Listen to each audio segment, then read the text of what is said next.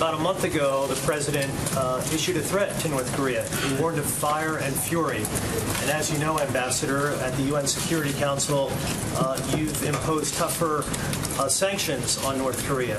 Both of these efforts do not seem to be changing their behavior. Is it time for the U.S. to change its approach to North Korea?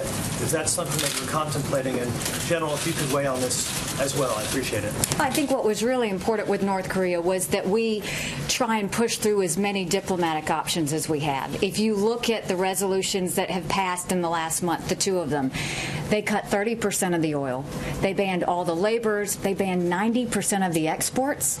They banned joint ventures. We've basically taken, and in the words of North Korea, we have strangled their economic situation at this point.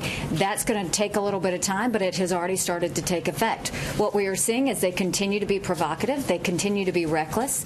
And at that point, there's not a whole lot the Security Council is going to be able to do from here when you've cut 90% of the trade and 30% of the oil. So having said that, I have no problem kicking it to General Mattis because I think he has plenty of options. General, can you weigh in on that too? No, I just emphasize the point that Ambassador Haley made.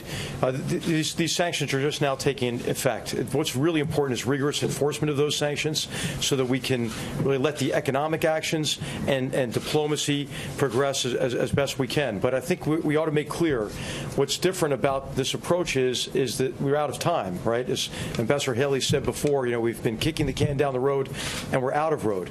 And so for those who have said and have been commenting about the lack of a military option, there is a military option. Now, it's not what we would prefer to do. So what we have to do is call on all nations, call on everyone to do everything we can to address this global problem short of war. So that is implementing now these significant sanctions that have just now gone into place, and it is convincing everyone to do everything that they can, and that it's in their interest to do it. What's different, I think, about this approach to North Korea is worth noting.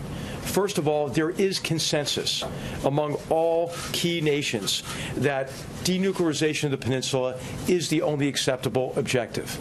The second thing is, this is not an issue between the United States and North Korea. This is an issue between the world and North Korea. And the third recognition is there is a lot that we can do about it together. And so we need time, obviously, for any strategy to work.